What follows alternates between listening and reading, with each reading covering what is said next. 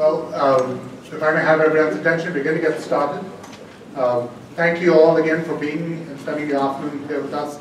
Thank you, Mr. Abdullah, for joining us for this conversation that we're having. And not that anyone needs a reminder, but if you have friends out there who don't have anything that they're doing this evening, remember 5 o'clock at Gaston should be a really fun time.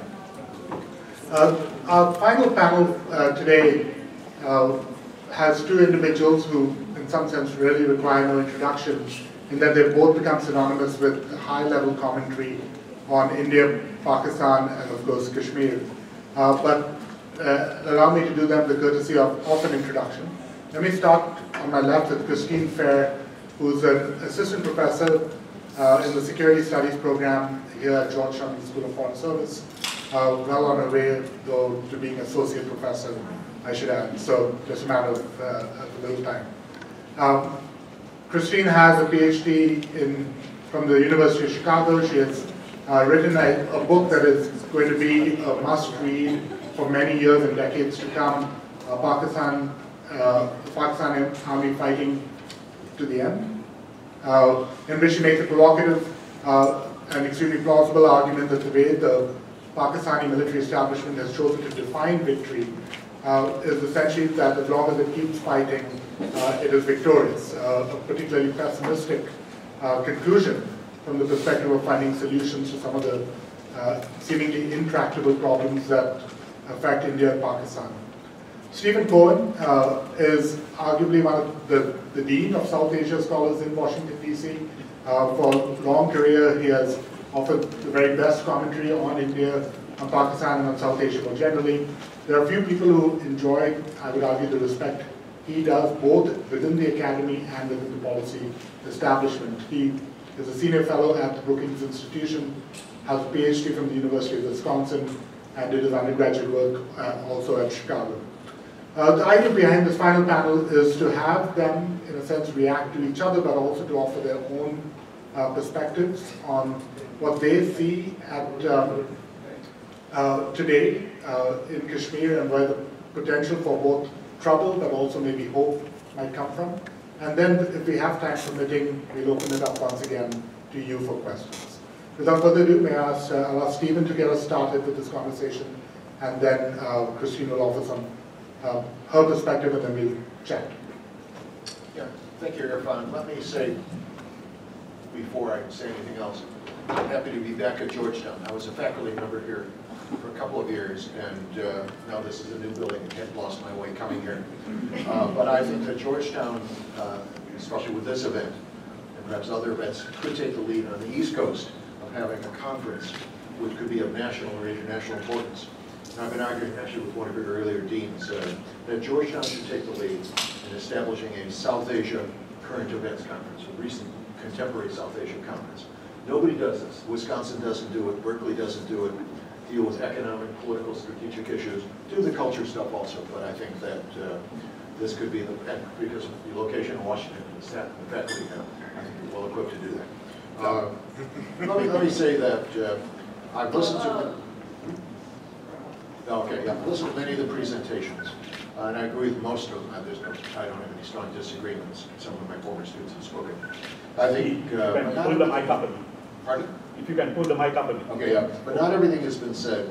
And I think what's absent, and this goes to some of Chris's work and a lot of my work, is a strategic sense on South Asia and Kashmir. It was one of a string of failed partitions by the British. Maybe the first one was partitioning America from Great Britain. It's clearly, it could be literally what happened was Cornwallis and his crew picked up camp here and went off to India and dominated India.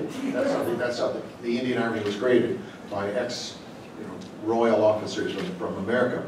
Literally, I mean, literally took a stab with one up in India. And in a sense, India was a success because they knew don't allow the colonists to arm, keep them unarmed. And the Indian Army was a monopoly power. Then, of course, the Pakistan Army split up. But the really critical failure of the British, both in their occupation of America, but also Palestine, Malaya, and so forth, was really the partition. And in my dissertation research, I interviewed about 25 retired former Indian Army officers from Conclave on down. Conclave had been a viceroy at one point, and all of them said the same thing, that the partition was a huge mistake. Each blamed somebody else for the mistake, but it was a huge mistake because the argument of Walker and others was, once you divide the subcontinent strategically, there's going to be hell to pay. I know of only one Indian politician of any consequence who actually wanted partition to take place, and that was B.R. Ambedkar. Now, Ambedkar had it right. This fits into your work, Chris. He said, get the Punjabi generals out of India. Get the Punjabi soldiers out of India. Get them into Pakistan. That was the basis of his argument. He did not want Punjabi Muslims dominating India, because they might not have. But the partition was a failure in two respects. The British inherited the Mughal strategy. And the Mughal Empire had created a strategy whereby India, which was their home base, became their home base, from which they would get reconquered where they came from. India stabilized the region around it and also managed relations with the princely states. And there's been two enormous failures since then. One, of course, is Kashmir, the last princely state standing, complete failure in a sense, the source for this meeting. The other failure was Afghanistan. That is, India and Pakistan have been at war with each other in Afghanistan. The Indian view is the enemy of my enemy is my friend. Actually, the enemy of my enemy may be my enemy. It may turn out that Afghanistan isn't so friendly. But they've been competing for power in Afghanistan and Kashmir. So in a sense, from a strategic perspective, what went wrong was a bad partition by the Brits. And the Indians sort of varied in their reaction to this. Nehru thought that Pakistan would collapse. His contempt for what was Pakistan actually encouraged the Pakistanis to be more of a state. And once, of course, they lost East Pakistan, they got nuclear weapons, which ensured their survival indefinitely. Nobody's going to attack a nuclear weapons state. That's what Saddam Hussein failed to learn. So I think that if you look at it from a strategic level, there's not much you can do about Pakistan except Kashmir, except India-Pakistan dialogue. I think that is happening. My argument has been for years now, even when I was in the government, the U.S. and outside power should stay out of it. Let the Indians and Pakistanis talk. From an American perspective, I would argue that American policy should be to promote cooperation in Afghanistan. It's beginning to happen slowly, very slowly. The Pakistanis and the Indians want the same thing in Afghanistan. That is a neutral, non-aligned state. So do the Iranians, so do the Russians and the Chinese. The problem was these two odd couples that could not cooperate in Afghanistan. One was U.S. and Iran, and the other was India and Pakistan. I hope the nuclear deal may have fallout and that we can cooperate with Iran on Afghanistan. That's it's a risk, but they have an interest in a stable, non-extremist Afghanistan, or a non-Wahhabi Afghanistan. And of course, India and Pakistan may be moving in that direction. I think Alyssa Ayers wrote a paper on this, which you mentioned, making the argument that American policy should be to encourage, in a sense, the reunification of the strategic unity of South Asia, which is India-Pakistan cooperation. I believe that maybe 5 years from now, 10 years from now, that Kashmir could come up as a possible, the problems of Kashmir will diminish. We talked about a lot. But my strategy would be wait on Kashmir, but encourage these kinds of non-official dialogues. I think Georgetown took the lead. I'd like to see these kind of conversations go around everywhere. Not funded by the ISI, but spontaneous by students. I won't talk about gold, not be fine here at all, but clearly it was the wrong approach to take. What I see on both sides is the younger people having a shared vision of the future. It consists largely of rock music, but it's a shared vision. And I think that should be encouraged. Let the younger people don't have the hang-ups of the parents and grandparents to move ahead. But with that, let me just stop. Right. So thank you, Irfan. And also thank you, Steve. Steve for those of you who haven't had the privilege of working with Steve, I think, has mentored virtually everyone that's worked on South Asia. And although I've never formally worked with you, you have been just an awesome mentor. You helped me through my book. We love Steve. Oh, sorry. Everyone loves Steve because Steve is such an awesome mentor. And I've been very privileged to know Steve for many years. So maybe as a point of conversation, I'm going to offer maybe an orthogonal set of options to what Steve has put forward. So as Steve mentioned in my book, Fighting to the End, I make the argument using Pakistan's own defense literature. So in other words, they've got no one to blame but themselves for publishing this stuff.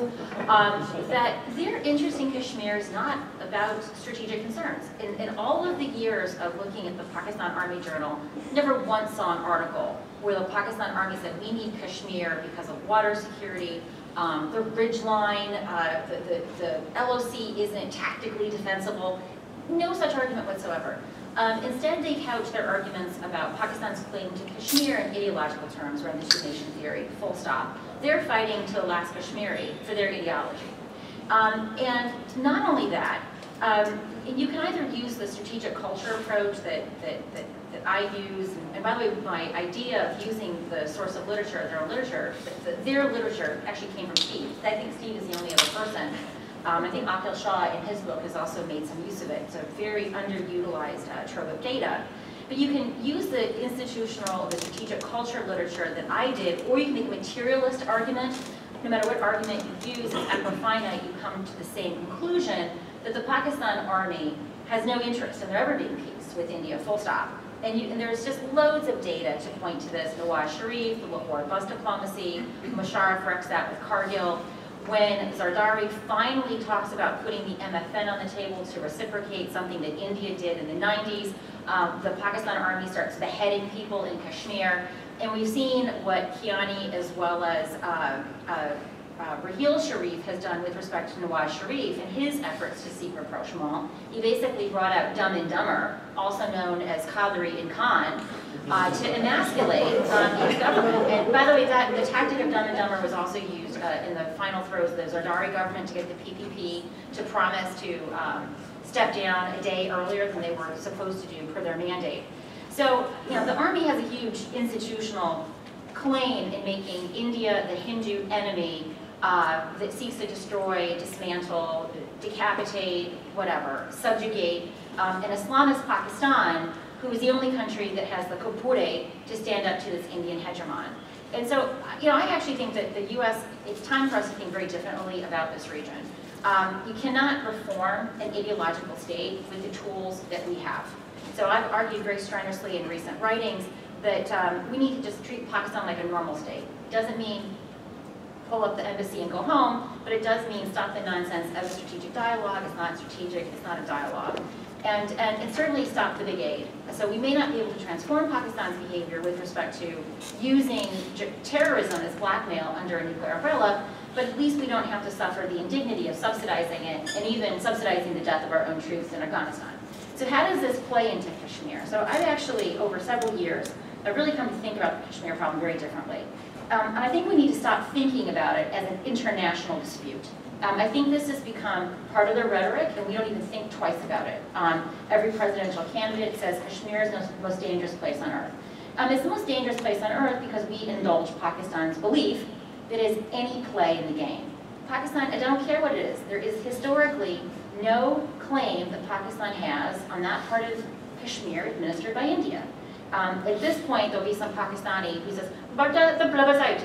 And I say, have you ever read UN Security Council Resolution 47, passed in 48? The answer is inevitably no. There are YouTube videos of me slaying these people who do this. Please Google it, sir. It's always a he. Read it, please. And then you'll realize how that is the most moronic thing that you've offered today. So I think that we need to stop thinking this is an international dispute.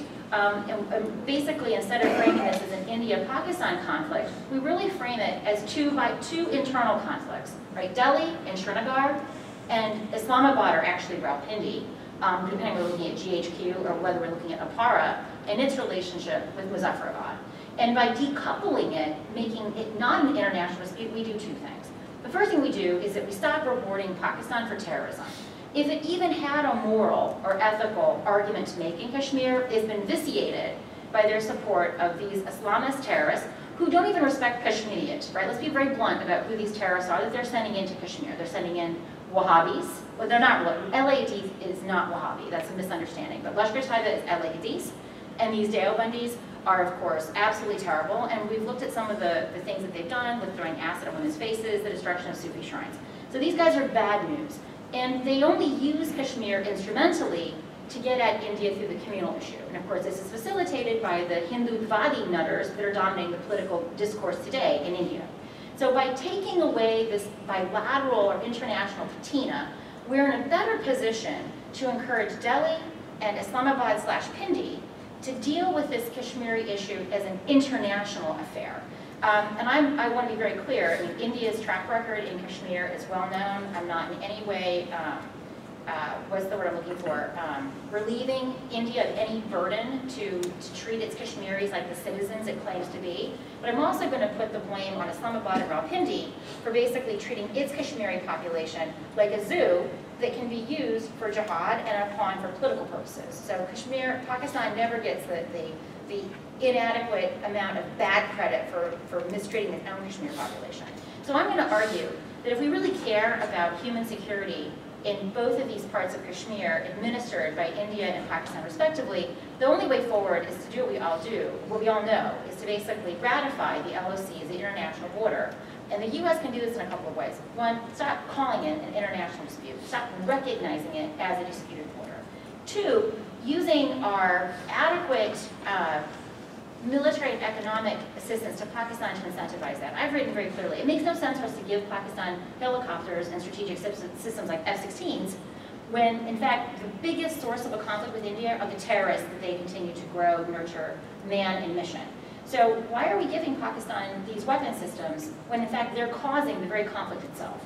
So I don't see any value in rewarding Pakistan for its malconduct. And if we really care about the quality of life of Kashmiris, I think we're better off decoupling this and treating it as two internal disputes.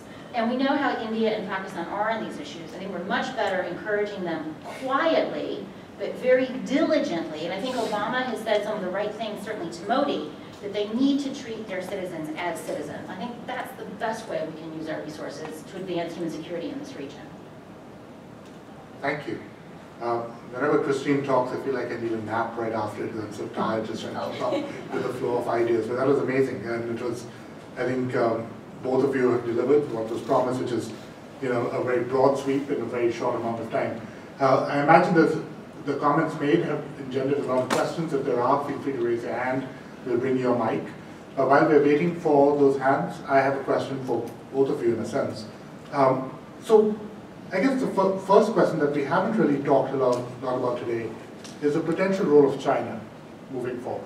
Right, when I was beginning to hear a lot more about China's role in Pakistan, Pakistani administered Kashmir, and potentially building an oil pipeline between Iran and Pakistan, etc. So this strikes me as a potential, to use your phrase, Christine, really bad news going forward if this sort of further empowers Pakistan, or of course if the US were eventually to take your advice, to effectively give Pakistan another sort of mentor, as it were, that dilutes any leverage of the United States might have. So any thoughts on China would be one. And the second question is, in thinking about these solutions, of course, one of the things that the international relations literature talks about a lot is the role of spoilers, right? And I was thinking back to Lisa's commentary earlier this afternoon, and thinking about a lot of these terrorist groups as having great incentives to ruin any sort of peace that statesmen might achieve.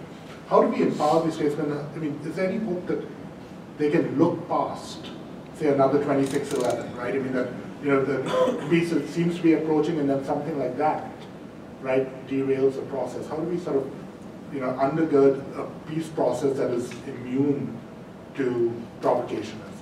So those are just two thoughts. Irfan, the last book I wrote, or previous book, was called Shooting for a Century, 1947-2047. And my conclusion, glum as it was that this conflict is going to go on until 2047. And one of the reasons, not the only reason, but one of the reasons was that on each side, there were spoilers who would take advantage, did not want to see a settlement.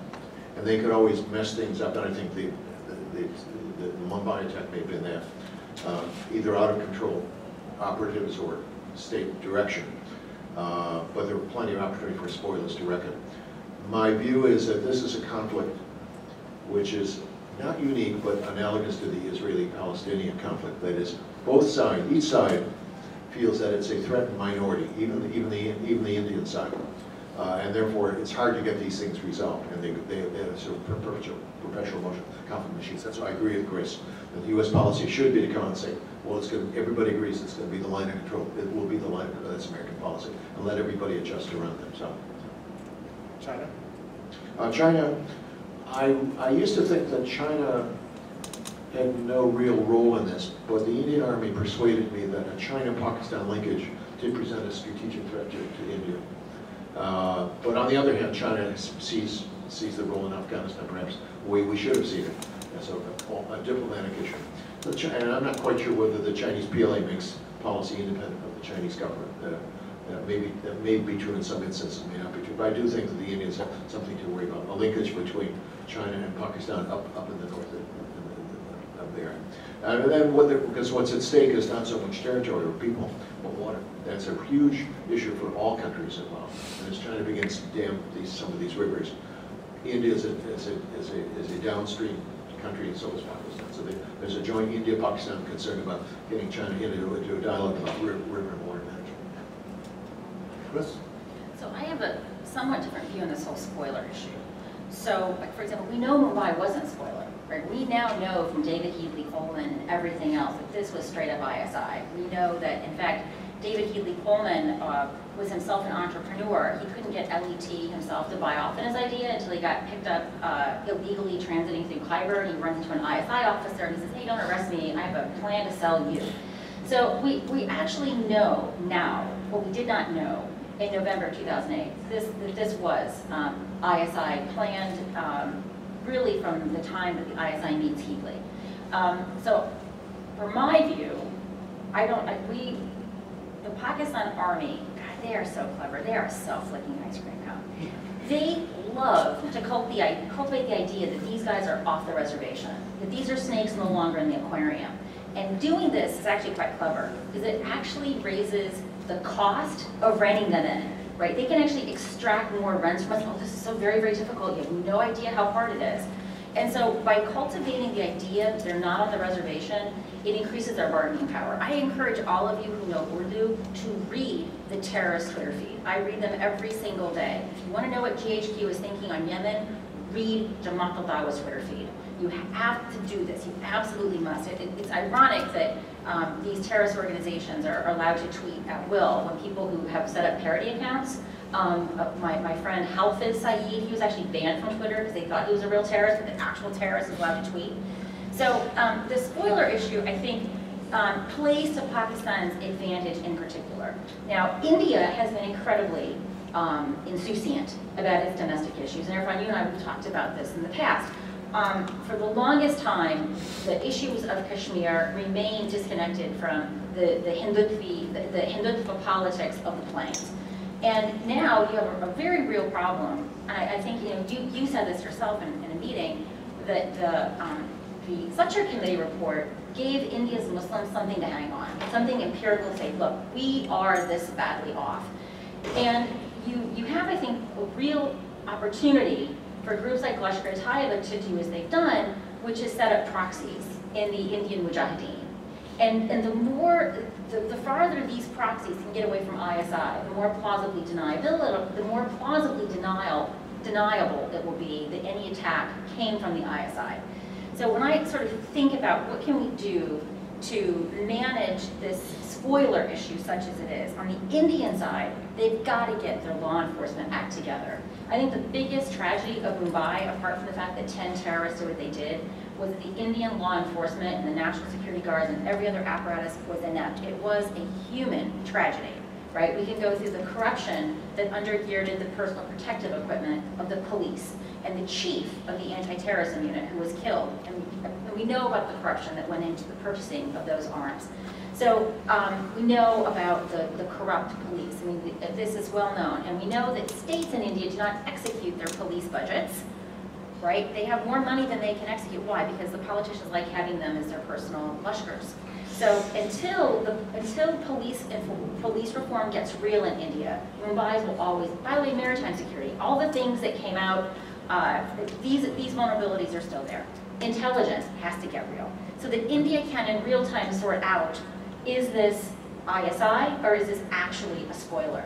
And if it is ISI, I don't think India should be insouciant. The only thing that will make Pakistan stop this nonsense is if it bears the cost of its behavior. Right now, the US gets in there whenever there's a terrorist attack.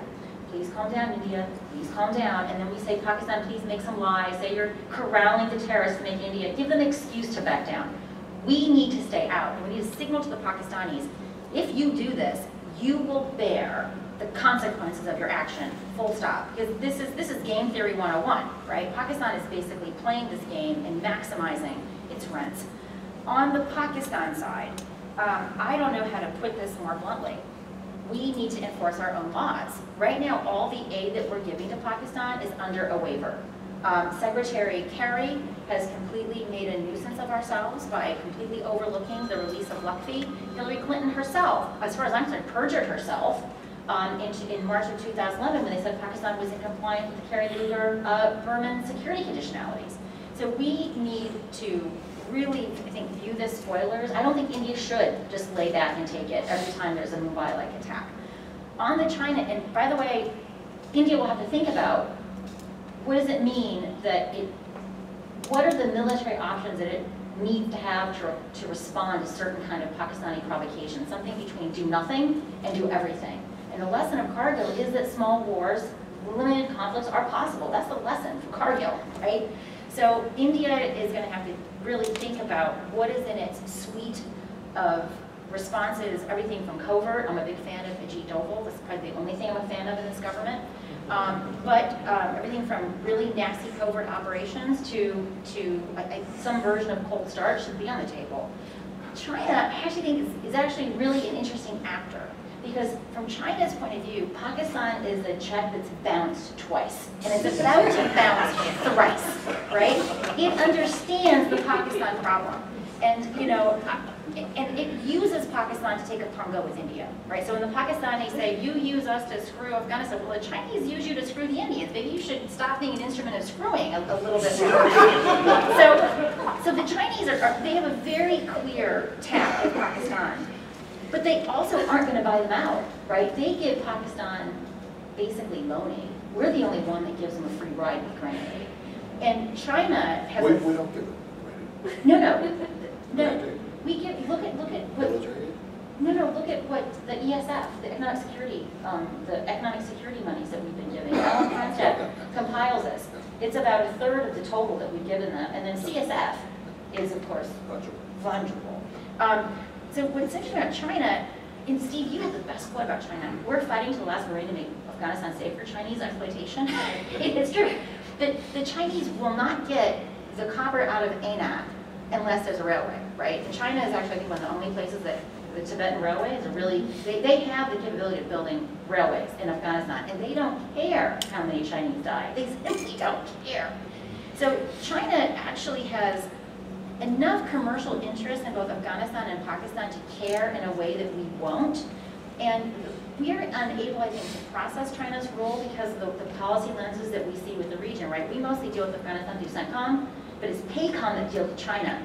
So PACOM sees China as the big nasty threat, but CENTCOM sees where China is actually playing a useful game. So I think we have to find a way of working with China more closely, at least in this region. Chris, I would disagree with you, I may disagree with you on one point.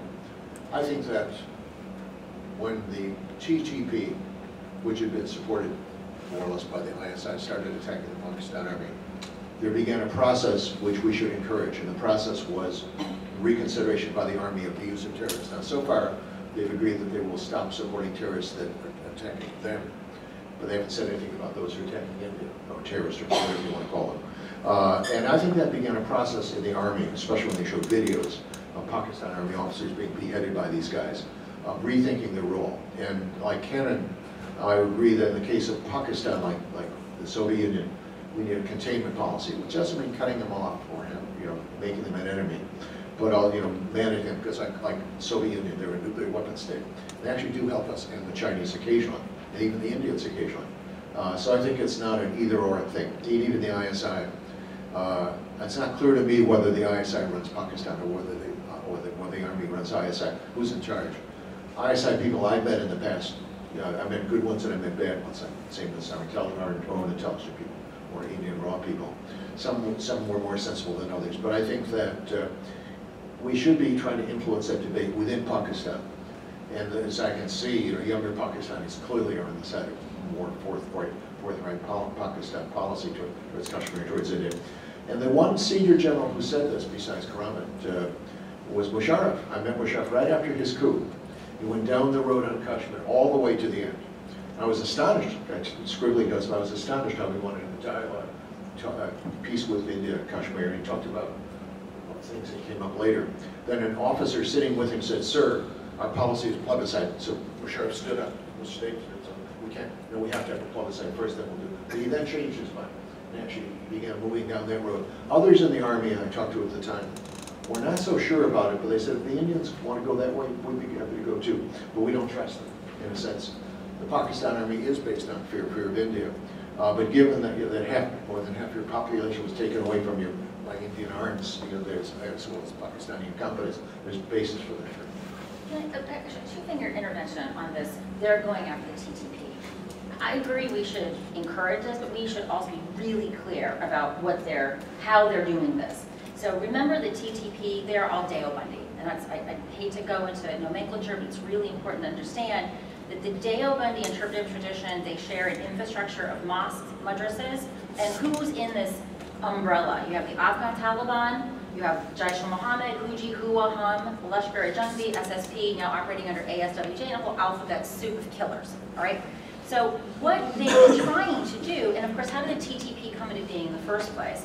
They came from elements of these different groups who turned against the state because they objected to the Pakistani alliance with the US to bring down the only Deobandi Sharia state that's ever existed, the Afghan Taliban. And through their co-location with the Taliban, they became very close with Al-Qaeda. So after 9/11, these Deobandi groups became basically the outsourcers of Al-Qaeda. So the attack on the US consulate in Karachi was Khalid Sheikh Mohammed, that is to say Al-Qaeda in imagination, but LEJ in execution. So you have to look very carefully at what Pakistan's been doing. So much of this negotiation powwow with the Afghan Taliban has also been about convincing elements of the TTP to go back and kill in Afghanistan, to kill us and to kill our allies, and mostly to kill Afghans. You have to also take a look, if you've ever again followed Jaish-e-Mohammed, the reinvention of Jaish-e-Mohammed and Masood Azhar in Bahawalpur. That organization was largely dead for quite some time. The ISI recuperated it. Why? To take away those elements of the TTP that would be willing to go back to a Deobandi terror organization and kill Indians. And the residual are the ones that will not, in other words, the residual are the ones that cannot be reconciled through coercion or co-optation. And these are the ones that they're killing. So this means that these terrorists, it's like a water balloon, right? You squeeze them here, they're going to squirt someplace else. You squeeze them. So until Pakistan, this is why I say, the idea that Pakistan can just round up some snakes and wring their necks, whatever you do to snakes, but not the rest of them, it's not going to work because they share this ideology, this architecture. They have overlapping membership with each other, and they have overlapping membership with the JUI, right, which is the Deobandi Ulama Party. So Pakistan cannot selectively groom or mow parts of the TTP grass while letting other parts of the lawn flourish with fertilizer. So until I see evidence of this, and by the way, even let's talk about this, but what about the Shias? Well, the Shias are also a strategic ally of Pakistan. Why are the Shia in Balochistan, the Hazaras, being slaughtered like it's open season? Because there are deep suspicions that they are a vector for Iranian espionage and influence.